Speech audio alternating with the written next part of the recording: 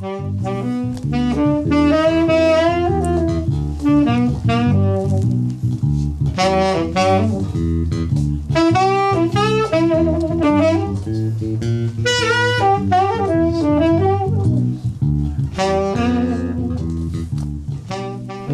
rock and roll. Welcome to Road Poet Studio, the TV show that invites you, the viewer. Now, can we zero in on this chair? I asked them, told them to put a chair over here. And can we zero in on the chair? Ah, there's an empty chair. Why is that empty chair there? They were asking me, why do we have that empty chair there? Because you, the viewer, can be on the show. You ever sit there and say, why can't I be on TV like these guys? But you can.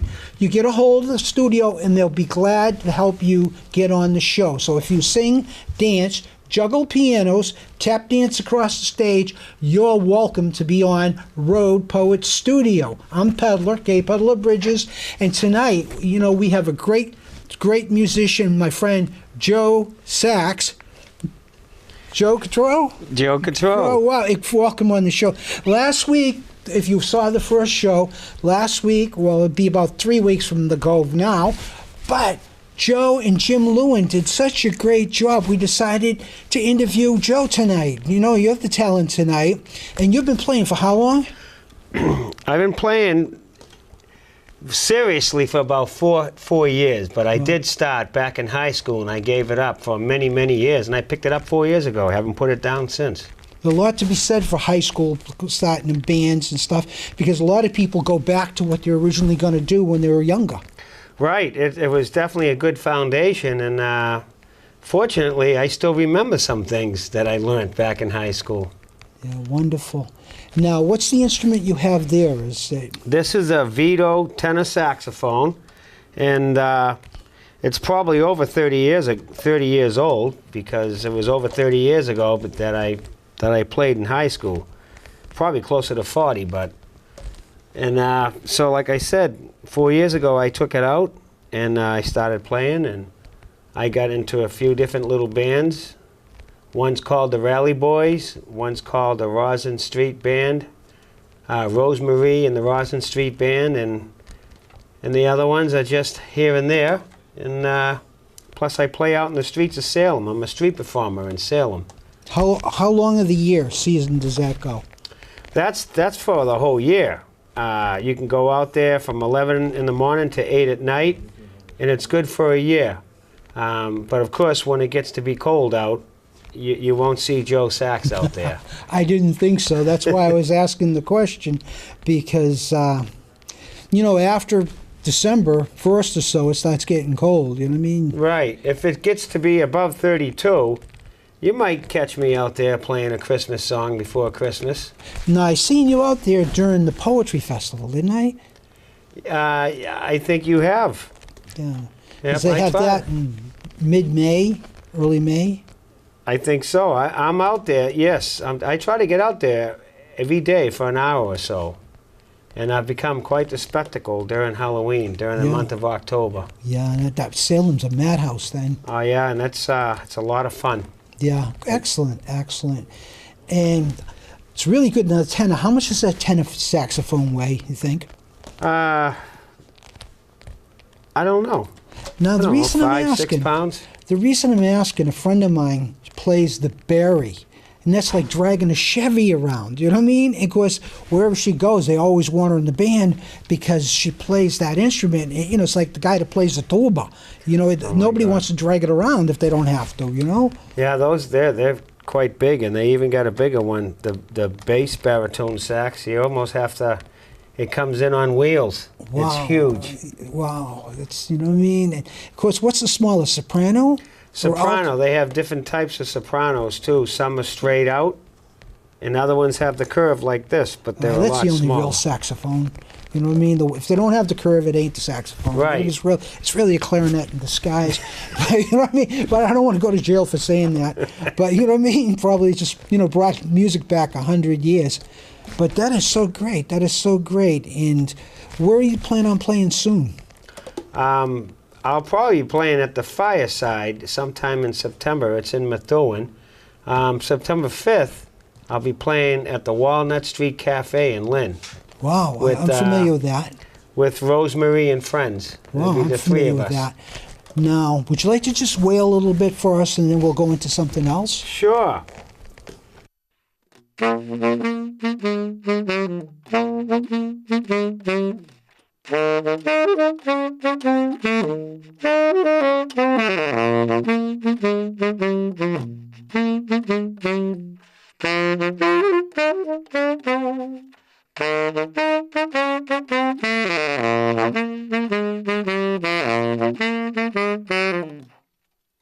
Thank you, brother. Thank you You're so welcome. much.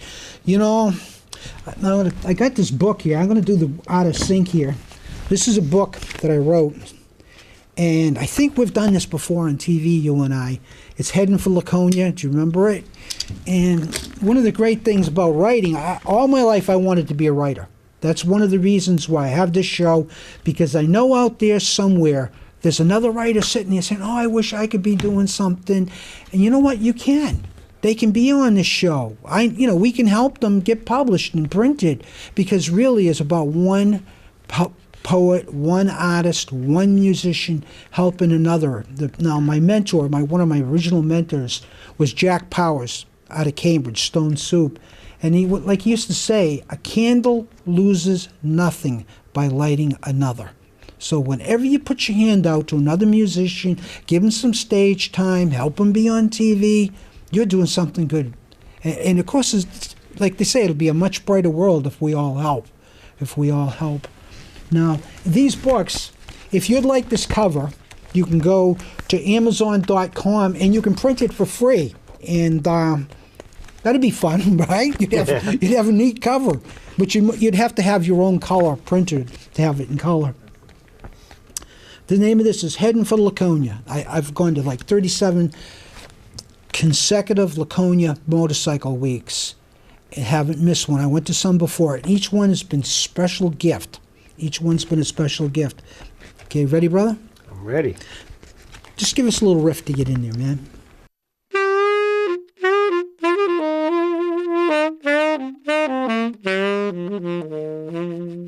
Late summer 1963, first run down the blacktop on a borrowed 305 with dreams of heading for Laconia.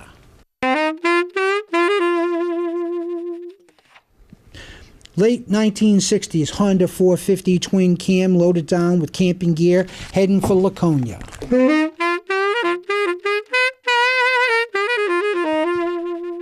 with it, brother, for a little bit.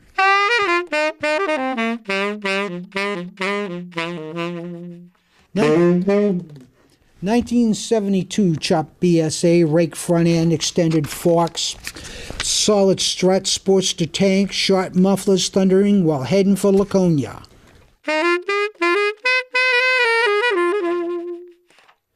Late summer 1970s, Volkswagen trike, painted rattle can flat black, loaded down with everybody's gear while heading for Laconia.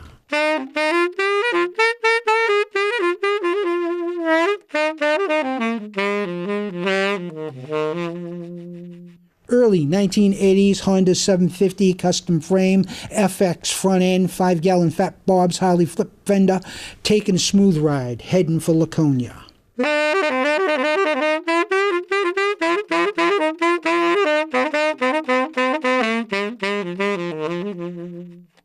Late 1980s, Harley Davidson Ironhead Sportster 1000 cc's with stump pulling power off the line while heading for Laconia.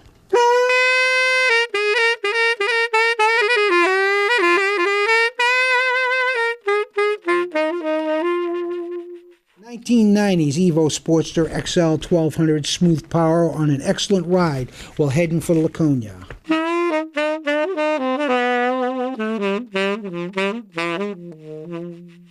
2003 Harley Davidson twin cam IE Twinkie 88 cubic inches of power while heading for Laconia.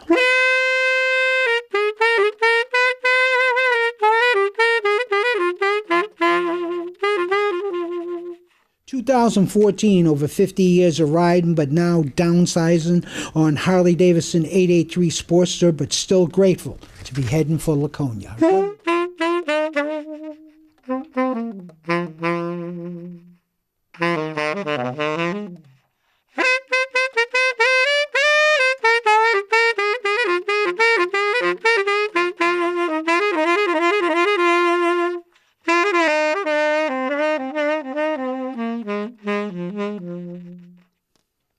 Oh, thank you, brother.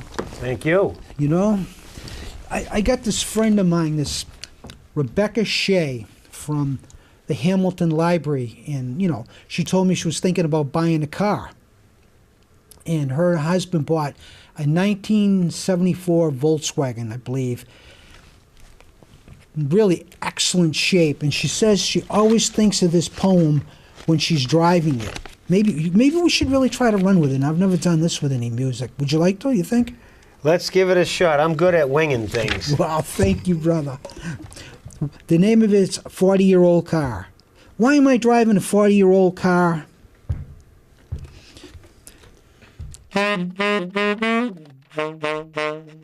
Because it's a lot like the one I wanted in high school.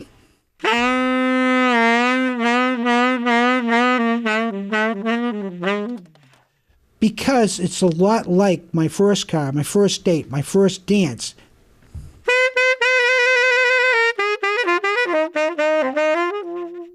It's because it doesn't look like every other old car on the road, because that you can't recognize when it drives by, because it's itself and no other.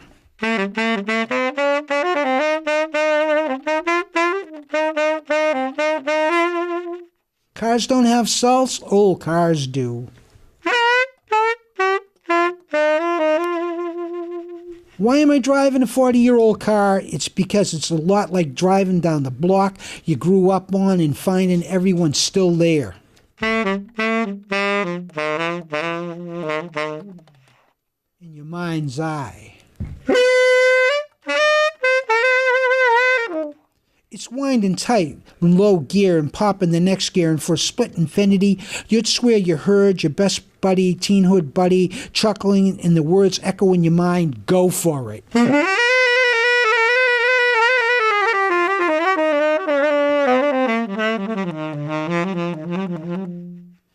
Why am I driving a 40-year-old car? It's like looking in the rearview mirror and having your heart pound to a stop, because you would swear you saw your kidhood dog's ears protruding over the back of the front seat.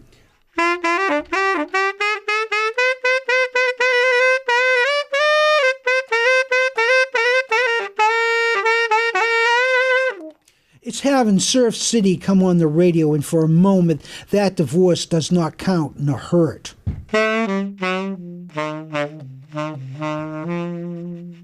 It's feeling that you could pull over to any phone booth anywhere in America and call anyone that you ever loved, and they'd still be there.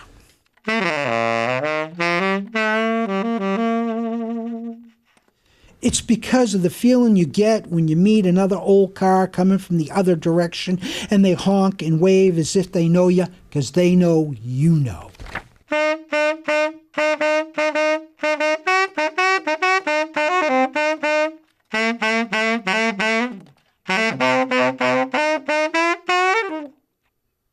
Do some wailing, brother.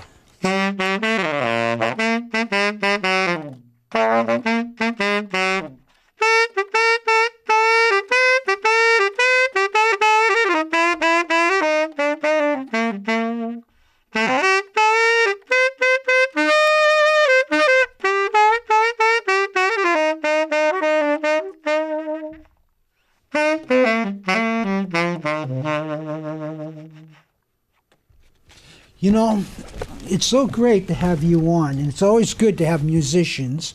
Now, maybe you can bring some of your friends next time. You know what I mean? More musicians. I definitely have a couple of people in mind. Yeah, excellent. You know, like, and the folks out there, if you sing, dance, juggle pianos, tap dance, you're welcome. I mean, people don't get that. That's what this is really about. And, of course, I think, you know, cable TV, access TV is the greatest thing since sliced bread. A lot of people just don't know how great it is. In America, in around 1900, you had all these little vaudeville houses in America. And everybody not only got to sing, dance, juggle pianos, but if they were artists, they got to paint the scenery. You know, if they're writers, they got to write some of the script. You know, if they were costume makers, they got to make part of the costumes. There was just so much for everybody to do. And now, thank you goodness for Access TV, because you can do it now. That's excellent. You making a costume yourself? You think it's cool? Come on down. That's what this chair here is for. It's for you, the viewer, to come on down. you know? And I think we're going to go to a break. We're going to be right back after this. So, don't go away. Rock and roll, we're back. You know, have you ever met younger people, teenagers, late adolescents, Oh, definitely. who say, "Wow, I'd like to do that. I wish I had the courage to do that." You know, Out in the streets of Salem, as I street perform, all kinds of young and old people come up to me and say, "I wish I could do that." maybe you know that's what courage is about. Probably is finding people like yourself out there who think and admire what you're doing, and it gives them the courage to do it. I definitely try to inspire everyone I meet that wants to play an instrument, just like you said yourself. You know, I'm going to read a poem, and you can jive with it when I point to you, okay, brother? Right. And this poem, you know, I always wanted to be a musician, but believe me, I got no tone. I got no rhythm. You know, me and the A1 lady were about the same as good of musicians. You know what I mean? And that's the end of my musical ability. If I try to sing, it would be like alley cat screeching. You know, I tried, one time I drew a picture of my motorcycle. I'd like to have an art gallery, and drew a picture of my motorcycle, and somebody said, "Peddler, you ride a stick motorcycle?" So I'm not going to be. What I am is I'm a poet. And this poem is for all the poets, all the musicians, all the artists, sculptors, people out there who want to create, because the world needs more creative energy. And the name of it is, What Kind of Poetry? What kind of poetry do I want to write?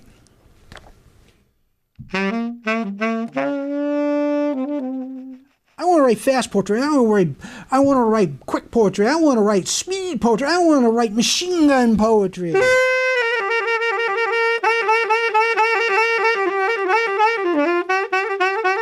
What kind of poetry I want to write? I want to write jazz poetry. I want to write blues poetry. I want to write bebop poetry. I want to write rock and roll poetry.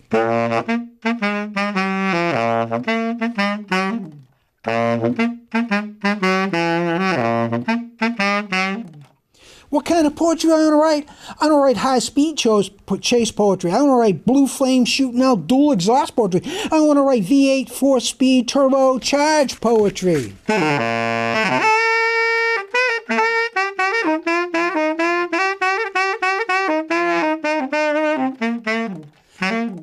I want to write running down the street screaming poetry. I want to write wrestling, wrangling, fighting poetry. I want to write poetry that's rocket launching, engine blasting, pin your seat with G-force poetry.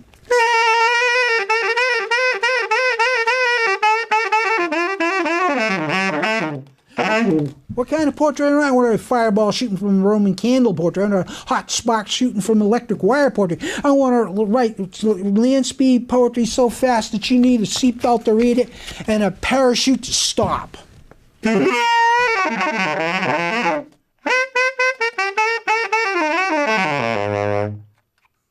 Thank you, ladies and gentlemen, for being out there. And thank you, Joe. We'd like to thank Kim and all the good folks in the booth and the young lady there behind the camera. So thank you, and thank you, the audience, because without you folks, there'd be no reason. And show up. Don't be afraid. Here's the book, Rock and Roll. Till next time.